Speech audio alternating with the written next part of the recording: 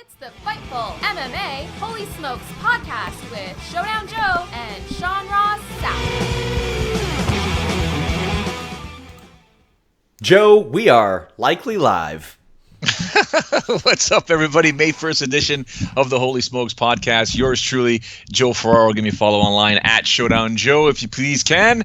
Obviously, my co-host, managing editor of Fightful MMA, Fightful Online, Fightful Everything, Sean Ross Sapp. You can give him a follow at Sean Ross Sapp. So much to discuss in the world of mixed martial arts. And let me tell you, I bet you there's some people that are shocked after what happened on Saturday. I almost want to pull the clip of Sean and I talking about Fedor Emelianenko taking on Frank Mir and what would happen early, what I wanted to see, but what happened early is what we basically predicted. We'll talk about that in a moment. The whole Bellator 198 event pretty much was a pretty good event if you ask me. Gerald Harris actually signed, but drops his first Bellator fight. He went from donut to getting submitted for the first time, but we'll talk about that. Dillon Danis, basically, he emerges victorious but he got punched in the face about 3-4 times with some solid lefts. We'll get into that. We'll get our pros picks for UFC 224, which goes down May 12th. Amanda Nunes defending her title against Raquel Pennington. Jacare, Gastelum, Belfort, Machida. We'll get some thoughts on that as well, but we'll get a real preview of that in a week or so after I come back from my disaster Rising, which we'll talk about in a second. Colby Covington gets kind of punched in the face by Charles Bennett at the Camp Soda Legends MMA event. We'll talk about that. Which we covered. We covered it. I can't believe David Tees covered that event, but he did. That's awesome. That is ridiculous. Art Davie, one of the original founding fathers of the Ultimate Fighting Championship, is going to be inducted into the UFC Hall of Fame. I'll give you some stories about myself and Art and some other people around that. Dvalishvili loses his appeal. I'm not really surprised about that, but it's official as well. Nicco Montano taking on Valentina Shevchenko. That's a fight we're all going to be paying very close attention to because it can mean so much for Nicco as well as Shevchenko, but we'll get into that as well. Ronda Rousey being a gift. We'll have Sean Ross Sapp explain a bit more about that. UFC is finally returning to Calgary. I will give my thoughts onto why it's taken so long and why it's official. Right now, Jose Aldo Jr. taking on Jeremy Stevens, Little Heathen, is their co-main event. They haven't announced a headliner just yet, but the card's looking pretty good. Have you seen the picture, ladies and gentlemen, of Tony Ferguson's knee? If you haven't, you may want to get on his social media or check out Fightful MMA because that thing looks Frankensteinish. We'll talk about that. CroCop and Roy Nelson is now a tournament alternate bout. I'll give you my theory on that as well as Sean's when we get to that topic. And Sean's boy, Ivanov signs with the UFC. He's taking on Junior Dos Santos. We'll let Sean go on a rant on that in a few minutes or so. And, we'll probably go, Sean, an hour? The two guys for the past year and a half, I've been saying, or 2 years, I've been saying, get them signed. Gerald Harris, Ivanov. Obviously, it didn't work out for Gerald Harris. He took a fight on 2 days' notice against an undefeated guy. We'll talk about that briefly. But, guys, this show brought to you by FightfulSelect.com. Just head over there. Check it out. I don't have time to run through all the perks we have over there. I just posted a WWF SummerSlam 2000 retro review. I'm likely going to add some MMA content soon as well. Just got to gauge how many hours in the week that I have at any given time. We got plenty to talk about. Let's go ahead and talk Bellator. Fedor Emelianenko winning that fight. Coming back, got cracked by Frank Mir, but then knocked Frank Mir out. This fight over a decade in the making, essentially. Top dogs elsewhere, but just never in the same place at the same time. What'd you think of it? It went pretty much as I expected. As I said last week, Frank Mir's chin, although he's had some time off, you would figure that would be some recuperation time. But if he gets tagged by Fedor, it's going to be lights out. And I'm not saying that because it's a heavyweight fight. I'm saying Frank Mir, once he gets tagged, go look at a lot of his fights. Once he gets tagged, he kind of freezes. He needs to get that fight down on the ground. And I was hoping that fight would have been on the ground, specifically Frank Mir on his back, Fedor in his guard, and just to see exactly how Frank would deal with that ground and pound, that Fedor. I mean, I know it's legendary back in the day in Pride, but it'd be interesting to see how these two guys that, they're in the twilight of their careers handle one another. We didn't get that chance to see that because Fedor, popped him with, I think, was it a right? And then Frank dipped his head. Yeah. And then Fedor came in underneath with the left, dropped him, and then did what Dan Henderson did to him. Underneath the armpit. Under the armpit, one of the best things. It was actually Jordan Breen that brought it to my attention a long time ago, and he's one of the guys that originally said, "Why don't fighters, when they get the back or the turtle, or at least the quarter turtle, punch underneath the armpits, not over top, punch underneath?" And we saw Henderson do it to Fedor, and now Fedor did it to Frank Mir, and it was game over, lights out for Frank. And Fedor moves on. Chael Sonnen immediately went into promoter mode, called Fedor a curtain jerker. That's Chael Sonnen being as good as he is, man. Like, no matter how many times he's lost, he acts like he doesn't, and he talks people into the arena and talks people in front of their television sets. And I'm strangely excited to see Fedor Emelianenko and Chael Sonnen fight. It is an absolute... I'm very excited to see it. It's a car crash. It is a sideshow, and it is one that I will gladly watch. I mean, Chael Sonnen has the opportunity to defeat, a legend in Fedor, and a guy that he's talked trash about forever. So he gets that opportunity. I mean, this is a guy that's been in there with the likes of, Vanderlei Silva, John Jones, and now Fedor. I mean, I think he's the only one that's ever going to get that opportunity. I mean, right? look at his run since 2017. I mean, he's fought Tito, lost to him, Vanderlei, Quentin Rampage Jackson. Now he's going against... He's basically going on a Pride wrecking tour over the last year. Right? He's got to jump on that. He's got to say, well, the reason I never went to Pride is because they housed these jabronis that I keep beating. Go completely against Pride, because you can really exploit the emotions of those Japanese MMA fans. You really, really can, because they're fiercely loyal. So I would imagine Chael Sonnen would jump on that. Of course, we have several interviews with Chael Sonnen up at Fightful.com, including he was in the first season of Wikipedia Fact Check, so that's worth checking out. So let me ask you a question. Okay. Sorry, finish off your promo. What were your thoughts on Fedor's translator? I always question anybody associated with Fedor based on the way that he's been handled over his entire career. So I always have some issues and questions surrounding those. Why? What stood out to you? I bring it up. I bring it up because I'm someone that speaks a few different languages, and I take translation somewhat seriously, because if you're going to translate for somebody, you got to make it as not only accurate as possible, which is technically your job, but pay attention. Yeah. And it was just like, you have one job, SRS. You have one job. Yeah. If you can't do that job, what are you there for? And I'm watching her, and I'm like, come on, you're asking. And Big John asked one question and said it so slowly and clearly, and you asked him to repeat it. Like, God love the woman. I'm sure she's the biggest sweetheart ever, but for God's sake, you have one job. Don't tell me you can't hear it. Like, just you're a meter away from the guy.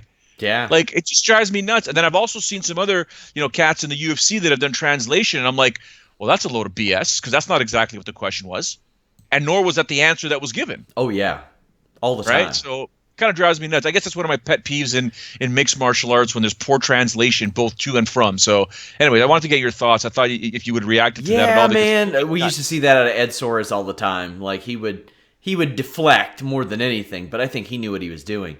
Also on Bellator, Emmanuel Sanchez, after being a perpetual decision machine, got his second straight submission win, got an arm triangle choke from the back position over Sam Sicilia. That ain't easy. Eric Wisely, a UFC veteran, picked up a submission win. Neiman Gracie submitted Javier Torres. But the two that I really want to talk about, Gerald Harris gets tapped out in about 1:11 by Rafael Lovato Jr., who is 34 years old, looks all of 74 years old in the face. Gerald Harris fought 18 pounds over what he likes to fight at. This poor guy cannot get a fight at his own weight class for anything.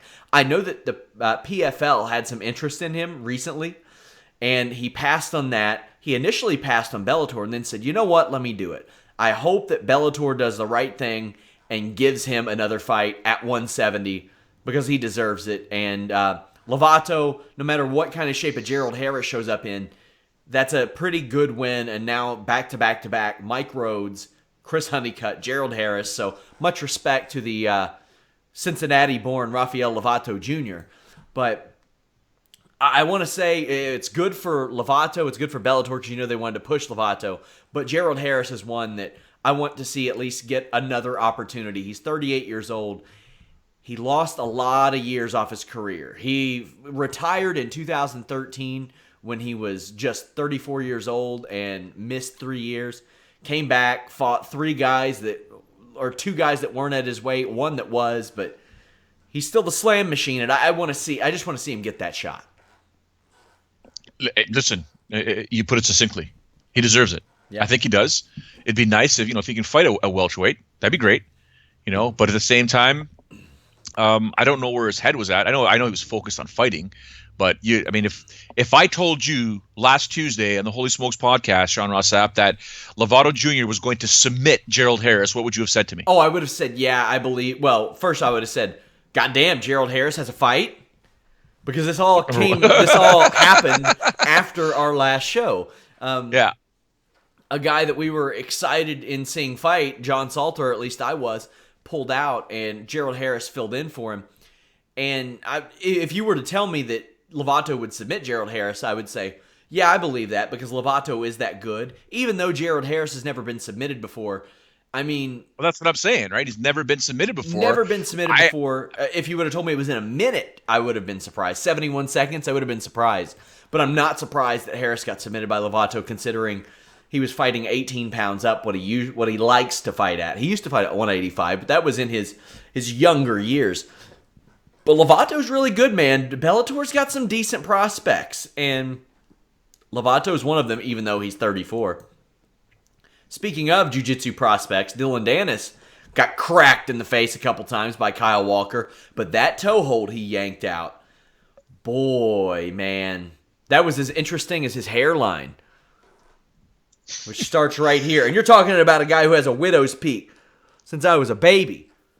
Dillon Danis' hairline starts at his eyebrows. What the hell, man? Anything related to follicles, I should probably keep my mouth shut. Yeah, I just listen. Who are we? That move there, we used to call it El Cheapo. El Cheapo. Right? Hold on. Remember, you jiu-jitsu nerds. Thank you. You're catch wrestling. It's a move that if it's there, you take it. Where we came from back in the day, we used to call it El Cheapo because, quote unquote, it was so easy it doesn't count. Shit. I used to always go for it, and then I got my ass whooped by the black belts and the brown belts. They're like, you're not doing that move anymore, okay? Well, it's not easy in an MMA sense, I'll tell you that. The only one I've seen in person was one of my teammates. His opponent, and he just did it to show off. His opponent got knocked down, and his opponent was trying to put his feet on the hips of my standing teammate. And he's raining down punches from a standing position. He sees the foot right there, and he goes, oh? Grabs it, does a toe hold, brings it into the chest, cranks. It was nice. I love this submission from Dillon Danis. However, his striking is Dodie. Yeah, it needs some work. For those that just missed what Sean said, if you ever try and use that hold, it's very important to put it, like he said, on your chest. Don't do it out here.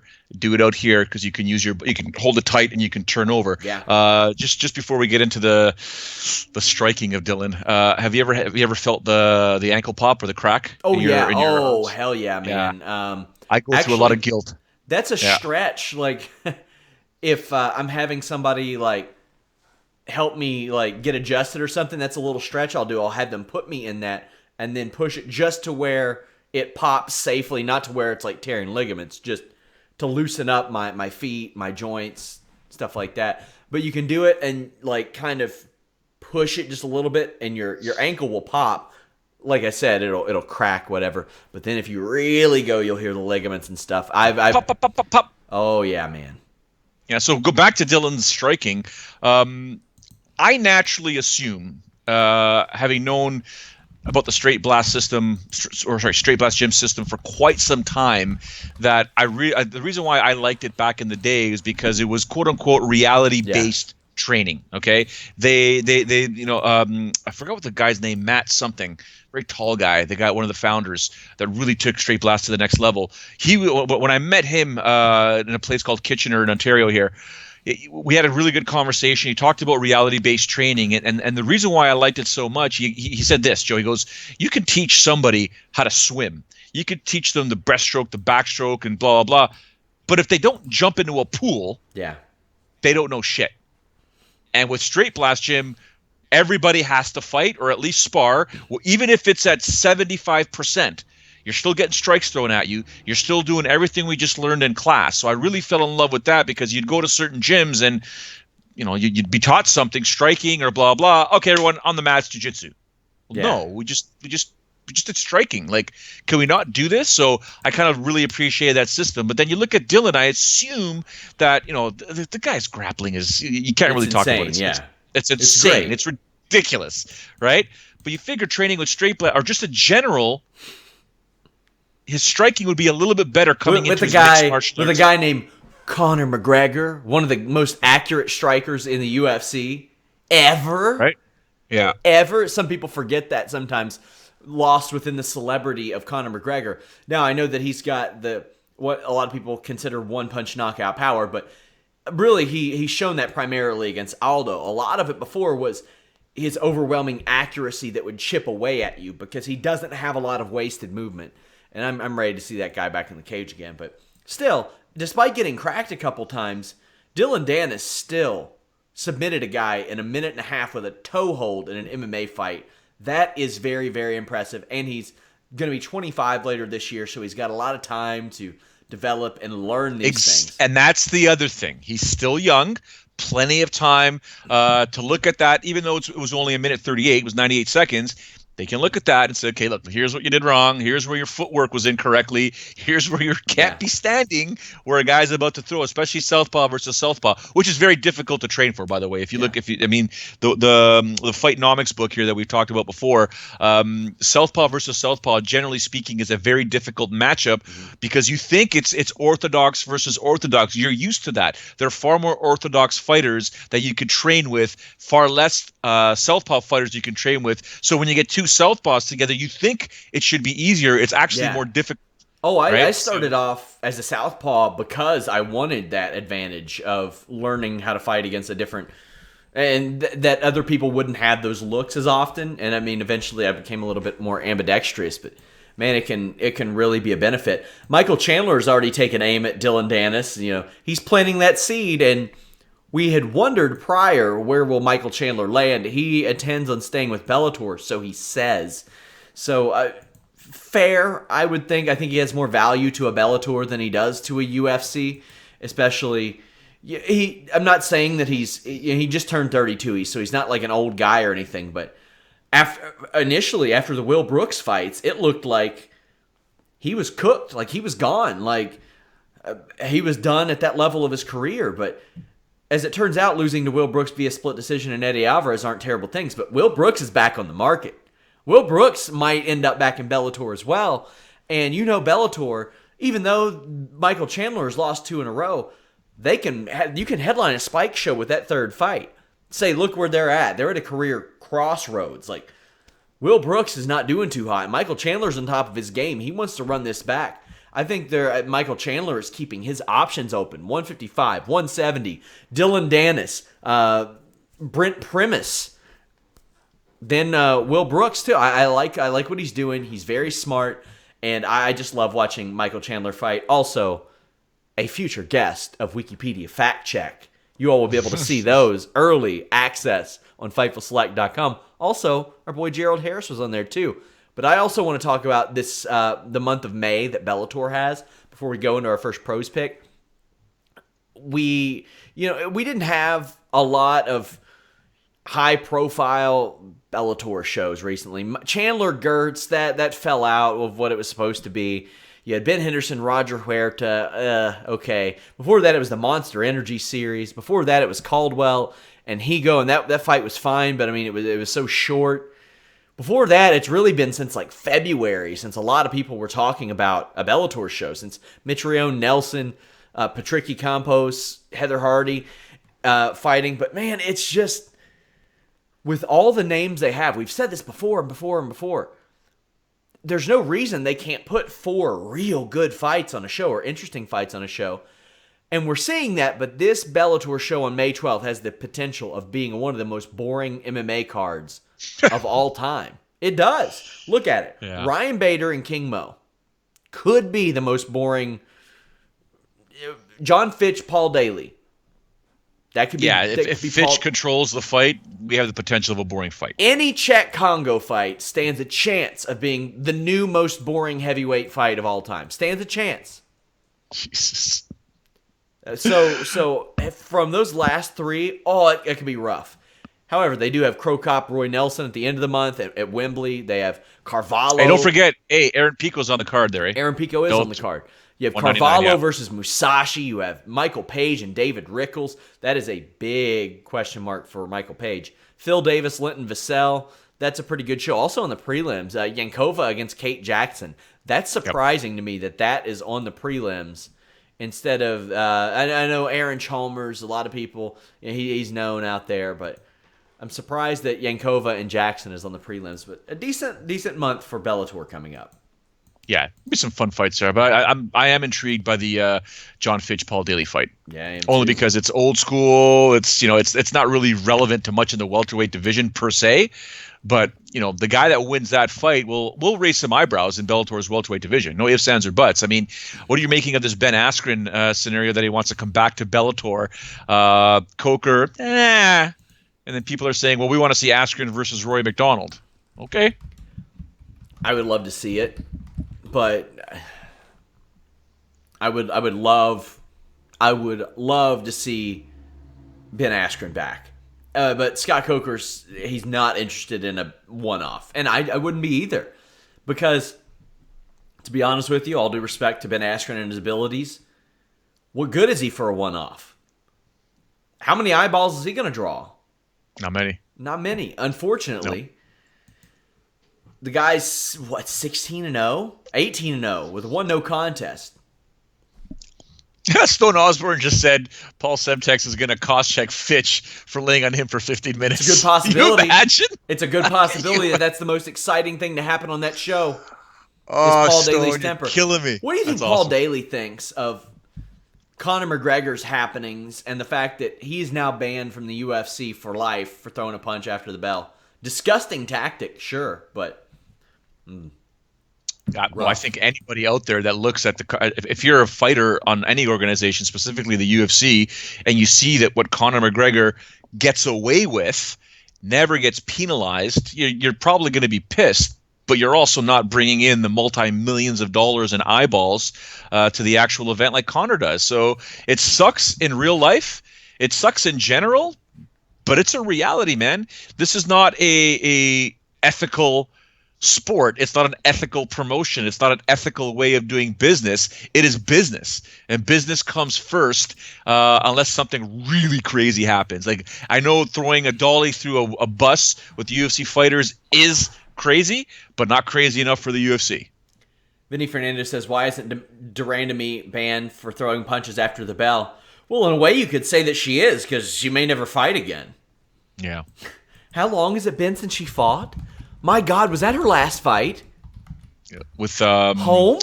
It was, wasn't it? So, yeah. She hasn't fought since February 2011 or 2007. It feels like February 2011. Jesus Weezus. Also, we didn't get to talk about this, and we'll go into this before our first pros pick. Tough announced. Heavyweights, women's featherweight. This tells me, from an outside perspective, we're winding it up. We're wrapping it up. This is going to be about it. Because, and as I've mentioned to you, I love when they add gimmicks to it. Title shots, champions. Undefeated. Undefeateds. The comebacks. They've done a good job of that. I do record it, watch the fights. I like that they do that. Now, the viewers might not know, but you and I, being around this as long as we have and seeing the formula they go through, we know that if they're dipping into the heavyweight and women's featherweight well, there's a reason for it, because typically they're like, well, we don't really need tough for this. We'll just take what we can get. But they're looking to develop somebody, and they're probably, honestly, looking to form a division out of the women's featherweights. And we've heard rumors that Maybe additional divisions are coming with 165 and maybe developing 145. My question is, do they have enough women in the world that have 3 fights, are women's featherweights, and have winning records to fill out a tournament? Because, those rankings are stanky. I don't think they do. I think it's going to be a bunch of bantamweights on that show. Or like it's just, bantamweights that don't really have to cut weight to compete on the show. Rosie Sexton's going to come out of retirement and fight at 145 instead of like 115. Yeah. So, I mean, if you're a woman out there and you're competing, there's a huge opportunity for you because they at the very least, they want to fill out that top 10. They want to get at least 4 good fighters in that division to come in a featherweight. As for the heavyweight portion, we're already seeing that changeover, right? We're seeing that changing of the guard with some of the fighters that are on the UFC roster right now, but that'll be some good new blood if they can get some stars out of that, guys that can, wreak havoc, do some trash talking, win some fights, come into the big show. Why not? I used to think that heavyweight would have the benefit of light heavyweights moving up as they got older because heavyweight skews older, but we're seeing that in light heavyweight too, where a Shogun Hua is a couple fights away, or maybe 1 win away from a title shot. If he beats Ozdemir, he's probably got a title shot. Oh, yeah. But you look at women's featherweight, and it's rough. I'm going by Fight Matrix's rankings right here. Cyborg, number 1. Drain Naranami, number 2. She shouldn't even be there. Buds in Bellator. Holmes seems like she's open to being a full-fledged featherweight now. She's fighting Megan Anderson. You have Cindy Dandois. Cindy Dandois will probably be on that season. Gabrielle Holloway is in Bellator. Blinkau, Bellator. You have Zara Dos Santos. She's probably going to be on Tough, I would imagine. Katharina Lehner. She'll probably be on Tough. There are some okay ones. Larissa Pacheco could probably come back to the UFC. Yeah. She's fighting at featherweight now. I would say Josette Cotton, but that woman has never made weight in a fight ever. Ever. Do you remember her? The Pogo woman from Bellator? Yep. Yeah. So there are a couple women. Who is... Did she fight on Ryzen? Miura? Japanese woman? I feel like I can't remember, but... Doesn't sound familiar. You can... There are a couple options, but... You got Ryzen coming up this weekend, actually. Tell us about that. We got the email overnight from Talent Relations. Frank Trigg and I got the email overnight of basically our schedule. And it ain't much of a schedule. I can tell you that right now because, just because of the circumstances. I mean, but if you read the email, you know the tone. The party's name is Shingo. He's just an amazing human being. I have breakfast or as many meals as possible with him, or Frank and I do, just because you learn so much about the Japanese culture, the way they think and the thought patterns. It's magical. But he sent us the email and we basically took a look and we're like, oh my goodness, because we leave Friday. So I leave Friday and Frank does. We both leave Friday. We land Saturday, obviously because of the time zone change and you're going into the future. Yeah. We literally land, we get to the airport, we're shuttled to the hotel just in time to check in and go to sleep, to wake up, be downstairs for 12:30 p.m., get driven, take a cab over to the studio, do the show live. How much sleep will you have between landing and doing the show? Well, technically, I should get a full night's sleep. That's good. But the body clock will be completely the opposite, right? Yeah. So I'd be sleeping right now. This is my nighttime because right now in Japan it's 4:29 a.m. In Tokyo it's 4:29 a.m. So you sleep, wake up, go do the show, turn around, back to the hotel, go to sleep, check out, back to the airport. I'll be home by Monday. So, as I said last week, to everyone that tuned in, everybody in the live chat, by the way, live chat's on fire today. It is. But like I told everybody, good luck trying to get more than 5 words out of a sentence from me next Tuesday. Yeah, so I wondered because I know that sometimes you flew out a little bit earlier, but that show's got some interesting fights. Horiguchi McCall, I'm all in on. Can't wait for that fight. You have Diego Nunez on the show, Darren Cruikshank on the show, former Invicta champion Ayaka Hamasaki against Alyssa Garcia, who I believe is a Josh Barnett product. Yep. So I can't wait for Horiguchi McCall. I'm here for it. But next weekend, You got Gastelum and Souza. Let's hear what the pros are thinking about that one. Kevin Gastelum's been on a roll, man. I'm telling you, he's been going through the 185 division. His last loss, I think, was Chris Weidman. But, man, Jacare Souza just came off of a fight. I was actually at the fight, beating Derek Brunson with a knockout, a head kick. It was awesome. I'm going to go with my man, Kevin Gastelum. I'm going to give it with the smaller 185er. I'm going to go for him. I'm going with Gastelum. He might be giving up a little bit of size there, and I'm not crazy about going to the ground with Jacare. But I mean, Gastelum, he's just a man. I think he's one of those dudes. He's gonna be the uncrowned champ in a while. You see him and Whitaker go at it. I can't wait for that one. That's a tough one because Kelvin is one of those guys. Like nobody expects him to do this, do that, and then he comes out and I feel like proves them wrong. He's this smaller 85er and from a wrestling background, but knocks guys out. So, he's really interesting. Jacare on the other end, he everybody thought oh, is Jacare, too old, this, that, whatever. And then he comes out and knocks Brunson out again and, showed some new tricks, I feel like, to his game. I think the big difference will be the size again, and I think that was apparent in the Weidman fight. Weidman was way bigger than Kelvin. So I think if Kelvin can keep this fight on the feet, I think Kelvin can outstrike him, maybe even put him away, who knows. But I think ultimately if Jacare does get him down, then it'll be Jacare's fight. Jacare is awesome, and he's got that power, but Kelvin's an awesome grappler himself, and he's got more of the MMA style jiu-jitsu, which kind of is kryptonite to a lot of these straight jiu-jitsu players who don't like getting punched in the face or are still getting used to punched in the face while trying to shop for submission. So, I think Kelvin's striking is a little bit more explosive, a little bit more accurate. So I honestly have Kelvin winning this one. Man, definitely Jacare. I think it's just a good game for him, and Calvin being smaller, being shorter, I think Jacare is just going to put so much power on everything, and I feel like he's going to catch him sooner or later. Actually, I heard about that. I just forgot about it. Yeah, doesn't bother me. Actually, I just want to see a good fight. I think Gastelum looks better at middleweight. I look forward to facing him because of his stand-up. I want to see where it's at. Well, I know he's going to try and wrestle, and he can see where my wrestling's at. But I don't know. Jacare, he looked good in this last fight as well. He's very stiff, though. Works for him, but...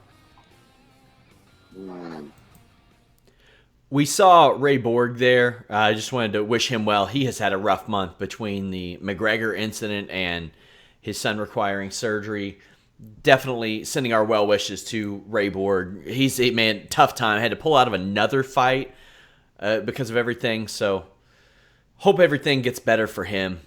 Also, this week it was announced that Art Davie is in the UFC Hall of Fame in the contributor wing. What do you think of that? Yeah. Why not? I love that they've added contributor wings and fight wings. It's a more comprehensive approach. He's a character, man. I had the chance to interview him when the book first came out. The book is called Is This Legal? You can get it in various formats. It's a really good book. But just the conversations, and he's such a cool cat because after the interview, he says, what are you guys doing right now? He goes, why don't we go grab a drink and chat some more? Okay. Right. And it was just one of those things where he's such he's down to earth in one way, Sean. And then the next moment he becomes Art Davie again. Right. But he's just got this visionary mentality. And, that risk that they took back in the day, to get Semaphore Entertainment Group on board to do it was something huge. So, I got all the time in the world for him. Great guy, fantastic, and definitely deserving. I would agree. I mean, I wasn't covering MMA back then, but I do know I'm well aware of Art Davie's contributions. I'm well aware of Charles Bennett and Colby Covington's contributions as well. Colby Covington just looks for stuff to do. Just how can he be a douche even more? A lot of people say, oh, live the gimmick. No, it's not a gimmick. He's a dickhead. That's it. One that we have an interview with over at Fightful.com, and you all should go check out. keyword search Colby Covington. What did you think of that? At Cam Soda, no less. Of course Colby Covington's at Cam Soda. And of course, Charles Bennett is fighting on Cam Soda. Yeah. It gets to the point for me when I take a look at, like you said, Colby's just an interesting guy as is. Like, I mean, come on, dude. It's just, you got to stop. But eventually you're going to run into people that aren't going to take your shit, and I've seen it firsthand with Vanderlei and Charles Bennett right in front of my eyes on numerous occasions. They don't mess around. Charles Bennett's not going to back down from anyone. If he ain't going to back down from Vanderlei Silva and cause havoc with Vanderlei Silva, he sure as hell is not going to back down from Colby Covington. And Colby Covington continues to find himself in situations where, the dude had a boomerang thrown at him. Like, people are not going to take your crap. And, if you're cool with stirring the pot, Sean, and ready to defend yourself or ready to just, have cameras rolling on you 24/7, hey, man, all the power to you. But, man, that guy's always in the middle of something. Always. As despicable as I find his acts, UFC needs people like him really bad, because I made the little pun today that Nate Diaz is the positive buzz that they need. But Colby Cup, they really need it, because I asked my wife the other day, because I kind of explained to her, things are a little bit down in MMA right now. I mean, they're about to get a huge rights fee increase, but the buzz in MMA, and I can tell you from a guy who sees web traffic, I see interest. I beg people to go over there and leave comments for predictions on our live coverages. The interest just isn't with MMA right now. And I had my wife say, or I said, who do you think of when you think MMA? And she goes, Ronda Rousey. And I said, well, she's in WWE. And she goes, Conor McGregor. And I said, he's heaving furniture at people. And then she said, well, GSP. Well, he's got colitis right now. John Jones, where's he at? I don't know. And then I thought she was going to go to Cormier. She went right to Anderson Silva.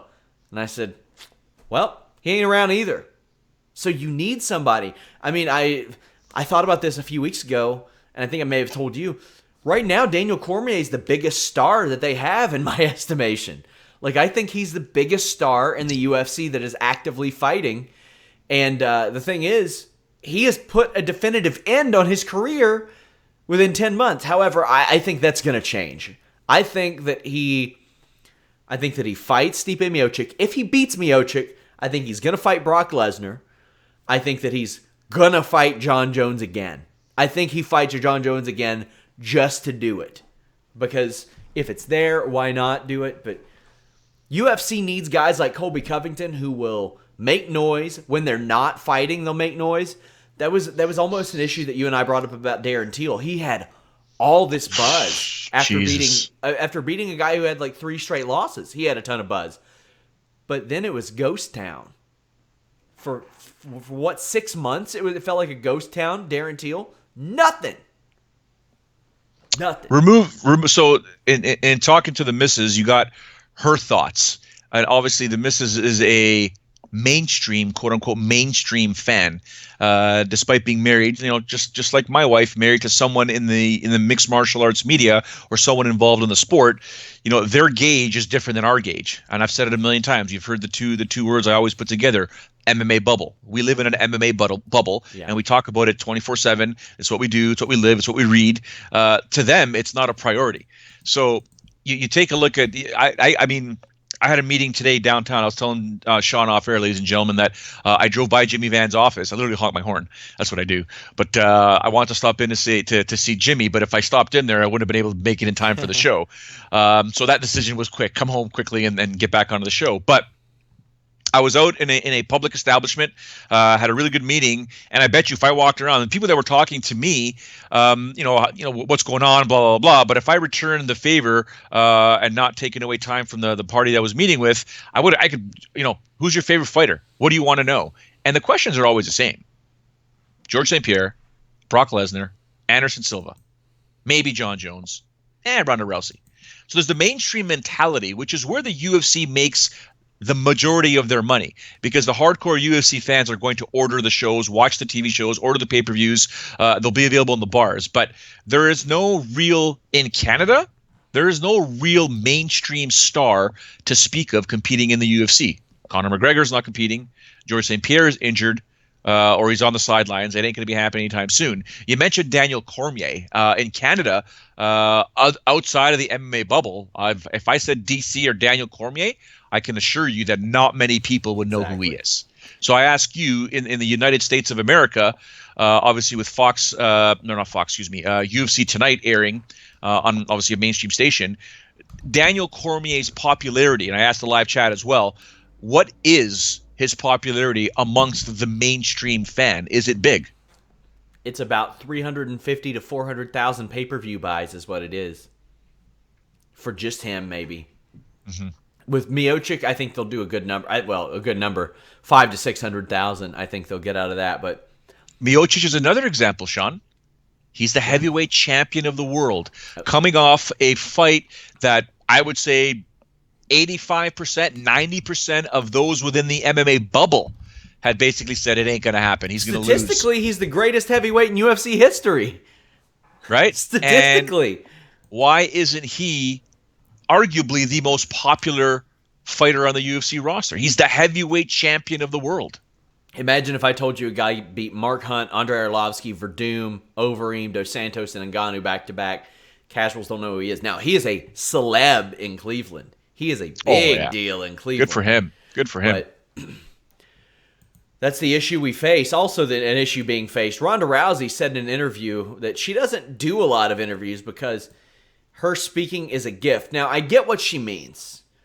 She was the darling of MMA media for a long time. And then it became fashionable to rail against her. Now, I'm sure that she doesn't handle loss very well.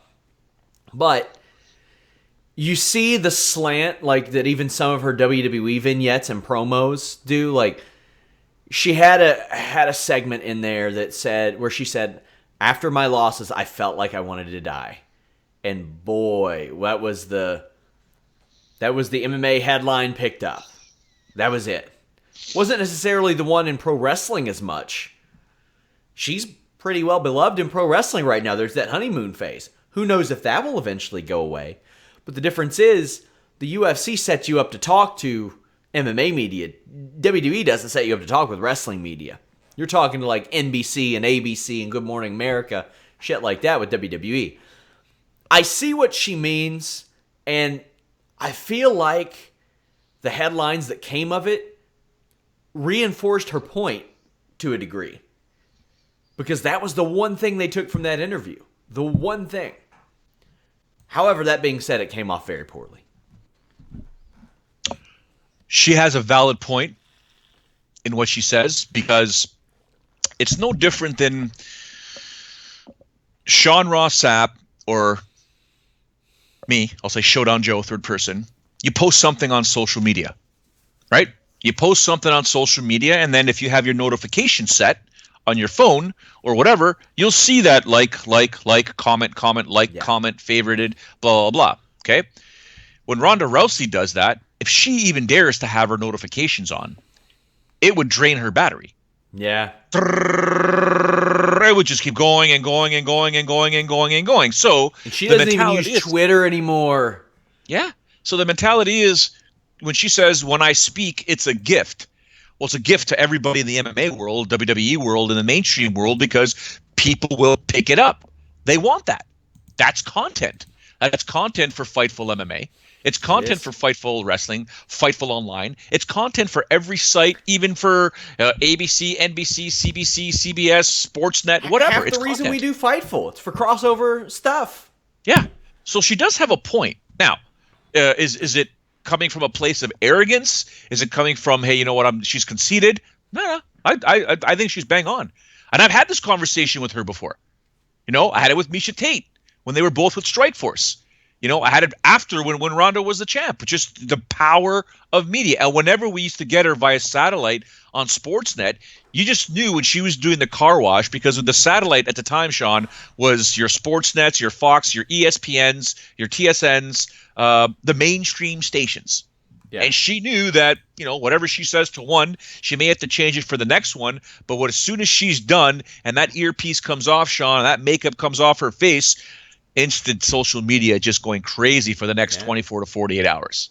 right? So when you start looking at it from that mentality and you realize anything you say is going to get printed or blown up, I see what she's saying. Yeah, I do too. Merab Dvalishvili lost his appeal, and it's rough. James Lynch spoke to Brian Kelleher about it, and Brian Kelleher trained with Dvalishvili ahead of the fight, but he said, "Man, I don't get it. I don't get it. The fight was over. I think the doctors made it look worse than it was because they told him to lay down even though he was moving." I think it's rough, man, and already his appeal lost. How often do you see appeals actually? Never. Right? Never. Almost never. Nicco Montano versus Shevchenko kind of confirmed for July. Apparently Nicco Montano hasn't committed yet. Ariel Helwani of MMA Fighting said that UFC is losing patience with her. She then called Helwani like a waste of a human or something like that, and said that she had adenoids removed and UFC knew about it and was working with her. But that fight's going to happen. Montano-Shevchenko is going to happen. Yes. And just to clarify on the live chat, Likamite says, I predict Showdown Jr. will become a BJJ champ. Oh, I thought you said Showdown Joe will become a BJJ champ. I was going to say, that ain't going to happen. Showdown Jr.? It's a possibility. Yeah, it's a possibility. If he does, if I tell you guys the stories that I got to deal with every day. He went to school, Sean. I should have told you this off the air. I'll tell you on the air. So, I don't have it here. If you bear with me, can you talk for 30 seconds while I grab it for you? Sure. Go ahead. So Showdown Joe is going to go track down surely a story or a tool related to a story of Showdown Jr. beating the living shit out of another child. We have heard these stories in the past. Relatively regularly, it seems like. Between his own kid wrestling him to soccer kicking other kids in the face. I'm sure his kid is an eye gouger, too. You think his kid fights dirty? Because I do. Oh, snap. So, we're in Mexico, and all of a sudden, I see this thing in Mexico, and I'm like, Toronto Maple Leafs. I'm buying it. I'm buying it. Give me 1 second here. Phenomenal. So, my son absolutely loves this thing whenever the Toronto Maple Leafs are playing. Incredible. It's amazing. One thing I forgot to tell him. I completely forgot to tell him. He decided during the Leafs' last playoff game, it was huge at the school. Everybody was asked to wear their Toronto Maple Leafs jerseys. Game 7, Boston Bruins, blah, blah. Wear your Leafs jerseys. He says, Dad, can I bring the Maple Leaf mask? I said, absolutely, you can bring it. Sure. I said, just be careful with it. We want to make sure we keep it clean and, don't be having other people wear it. Just take care of it. No problem. Forgot to tell him it's a wrestling mask. It's a lucha libre. Yeah. Luchador mask. I didn't tell him that. So he brings it to school, puts it on, and then all the older kids are like, oh, dude, that's the coolest wrestling mask ever. And he's like, what do you mean wrestling mask? And remember I introduced them to professional wrestling about a month ago, right? Well, doesn't he get challenged on the playground? Oh, they asked him to put the mask on, and he got challenged by all kinds of people. Well, within not even apparently 5-10 minutes, he's in the office. Kids are bruised. One kid had a bloody nose. What was the other one? Kid's leg was hurt. He got kicked in the leg. So he's doing full-on Muay Thai MMA with these kids that are challenging him. Kid's Canadian Roman Reigns. He overcame the odds. You get a letter sent home explaining how Thomas has to make better decisions. He can't be wrestling and putting his hands on other kids, the wrestling mask. And I was like, kind of Dad's fault. So I put understood. My apologies. And I signed it. Speaking of you dirty Canadians. Oh, boy. Aldo versus Stevens set for Calgary. Yeah. That's a good fight. That's a solid fight, man. That's going to say a lot about both fighters. Where is Jose Aldo Jr. right now with his career? Because Lord knows Little Heathen is on fire. Yes, he is. Fire. He takes out Jose Aldo Jr. Sean, we have a conversation to be had. Yeah, we do. And that's unbelievable to think, isn't it? Because a couple years ago, he was a punchline, and even immediately following that, he ran into some trouble. But over the past gosh, really 8 or 9 months. He beat Melendez, Duho Choi, and Josh Emmett. If he beats Aldo and does it in a fight of the night, performance of the night manner, that says something. Also, apparently this is the co-main event, not even the main event of the show. Oh boy. Oh boy. Also, Blagoy Ivanov in the UFC. If anybody has ever watched this show, they have heard me mention this guy's name. Former WSOF champion, former Bellator fighter, beat Fedor Emelianenko in Combat Sambo. You know I'm going to love the signing. I love the matchup even more for both men. For Ivanov, it's an immediate opportunity to step in and make a name off of Dos Santos. For Dos Santos, it's a fight against, he's only got one win since 2015 rolled over, I think.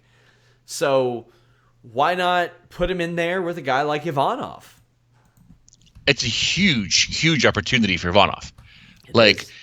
All the pressure's on Junior here, right? And this is not the Junior Dos Santos that was having those back and forth wars with Cain Velasquez. Yeah. Right? Like, this is a different Junior Dos Santos. He needs to grab his career and hold on to it and make himself, quote unquote, relevant again in this heavyweight division that we talked about earlier on, where the tide is turning. The young bucks are starting to come up.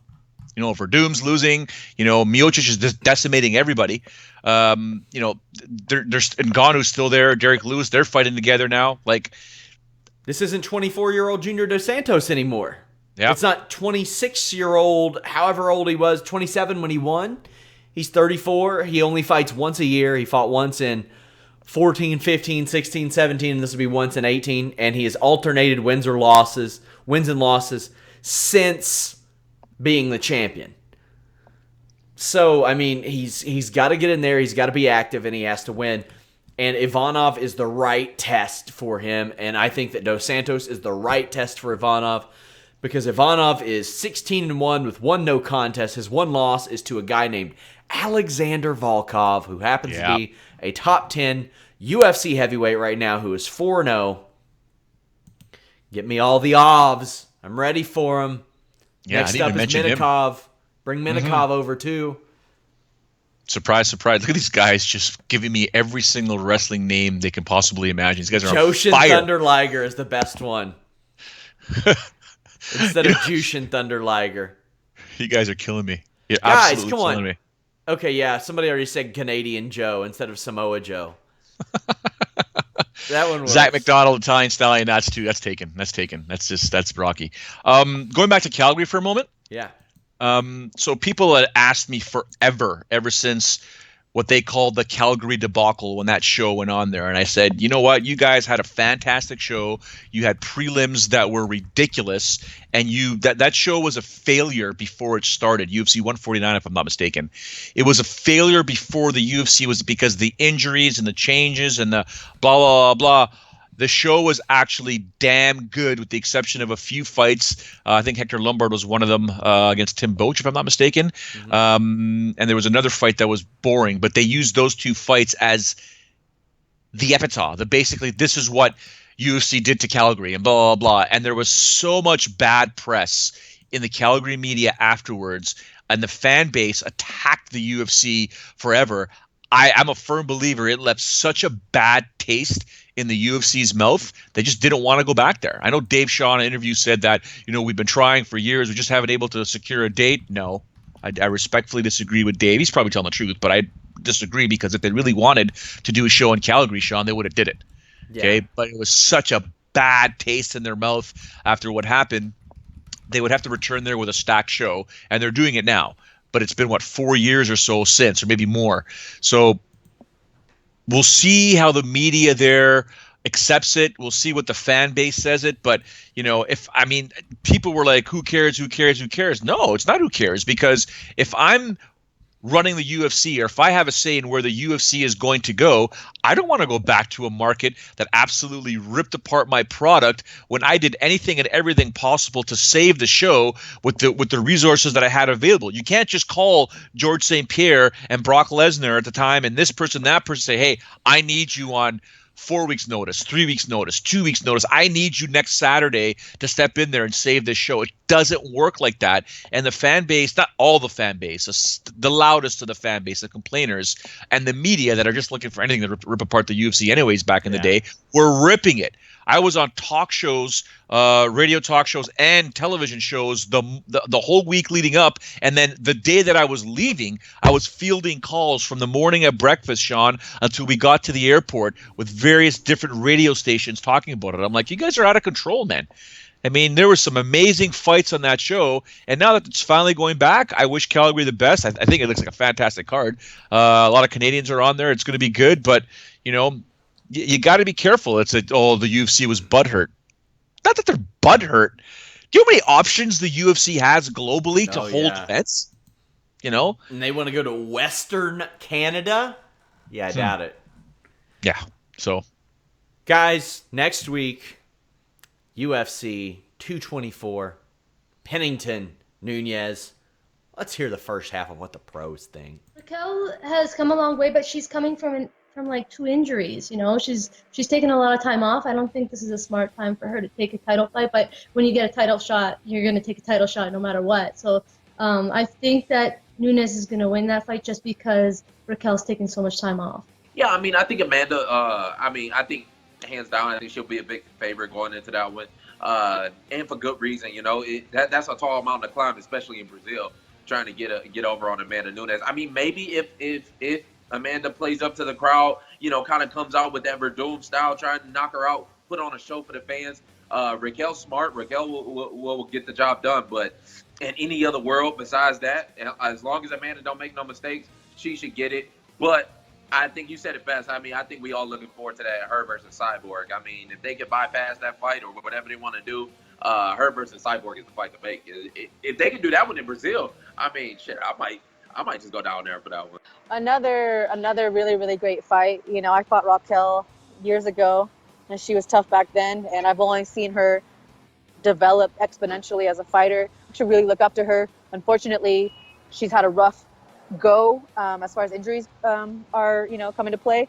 But you always see her just training through the injuries. You know, if her legs hurt, she's training her arms. If her arms are hurt, she's training her legs, and you know, that's championship mentality.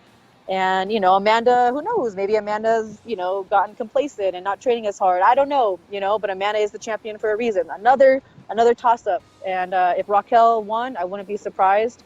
It's going to be a good fight. That's all I can say. It's a very interesting fight, man. I was actually, you know, surprised to see that come about because you didn't really hear anything about, you know, Amanda being matched up. But, you know, Raquel has really, really good boxing. And, you know, that's been Amanda's strong suit. So I think that's someone that's going to challenge her. It's interesting they're both from ATT as well too, so pretty sure they've been around each other, maybe trained with each other before. But I mean, right now I don't see anybody really beating Amanda at 135. I was excited actually to see her move up at 45 and fight Cyborg, so I'm gonna pick Amanda in that fight. I see. There's 2 other fighters that I like to see, but I do think that Amanda is going to pull this one off. I honestly see it going to decision. Rocky's a very challenging opponent, and she's difficult to finish. And I don't see it going to the ground. I see it staying standing. But, I mean, in order to beat a champ, you really have to beat a champ. So, you know, it's not that I'm not pulling for Rocky, obviously. But I feel that Amanda might be the stronger fighter for this. And I'm happy that she's actually finding a bantamweight, you know, so it's not holding up the division, so to speak. And hopefully they'll now create a division for Chris instead of her having to pull girls from the bantamweight.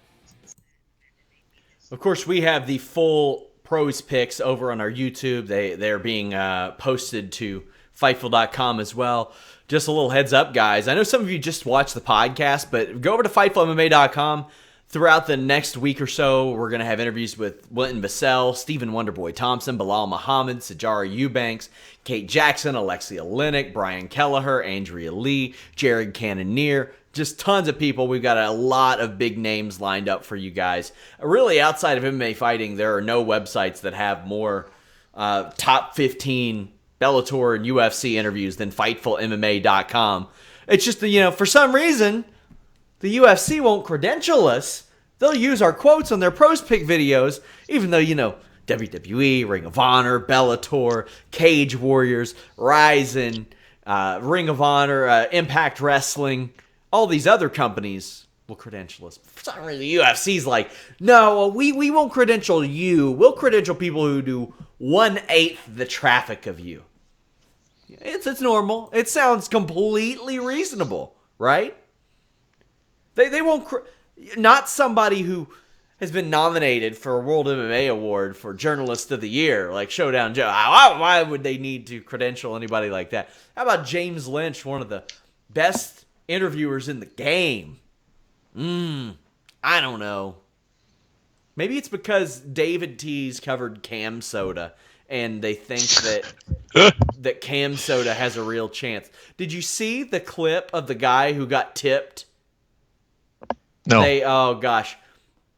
So a guy won a fight, and the announcer in the ring goes, "You will get a bonus. Also, here is your top tipper. Username, I like big titties." Oh, my. Oh, my. That whole thing kind of made me laugh. I wasn't aware of the event until it got too close to it. Then I saw Lex McMahon there, and I'm like, well, I don't know. Could I have called these guys? Hey, you guys need a play-by-play guy? And I thought, that's probably not a good look. I'll just be a play guy. I don't have to be a play-by-play guy. I can just go there and have fun.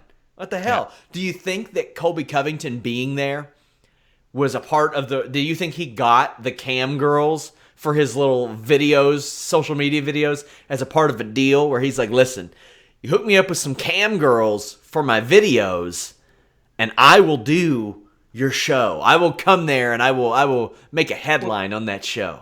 Wouldn't surprise me. You never know. Fair trade.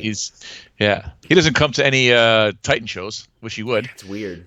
But at least Masvidal shows up, although some of his teammates, one of his teammates was Luis Gomez, was the champ until he just lost the title. But at least he showed up, and with Kamaru Usman, and those guys kind of looking at each other. But be interesting to see if Colby was to show up with Kamaru Usman there. So it'll be interesting. A couple more things I wanted to address before we go. We've got some more information on the Alexis Vila thing. And I have David O'Valley, who's sending me a lot of information about this from the Miami Herald. The alleged murder in question was in 2011, before his Bellator run. So before the Joe Warren fight, oh, man. That's mind-boggling. It's mind-boggling, and it's humbling to think. Now, Joe... I don't mean to get too deep on you here, but I mean, you've talked to Alexis Villa a number of times, correct? At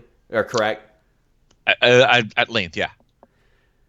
I mean, virtually every time you've talked to him, maybe he may have allegedly killed a man before that. How does that make you feel? It's disturbing. I'll my interactions with him and his team have been nothing but positive. I mean, you can go back, and anytime I ever mentioned his name, I would always say, these guys are the coolest cats you'll ever see. They dress well, they have a good time, they're smiling. They, for argument's sake, they presented themselves very well. And now you look back and you're like, oh my God, wow, all right, interesting, okay. Yeah, that was one of the first things that came up. I was like, man, Joe has talked to this guy, interviewed this guy. I've watched his fights. I adored his fights, man. I thought, man, if Bantamweight MMA was around in 1997, 1998, we would be talking about Alexis Villa as one of the greats of all time. I really believe that because, God, he got in the game at 36 to 40 or something like that and just was doing great. Also, Kevin Lee appeared on the Joe Rogan Experience podcast. A great conversation he had. Kevin Lee is ahead of the game, very smart, wise beyond his years. But he said that he thinks that Ferguson won't be the same after knee surgery, considering his age and the type of surgery and the division they're in. And Tony Ferguson's fighting style. I'm inclined to agree with him. What do you think?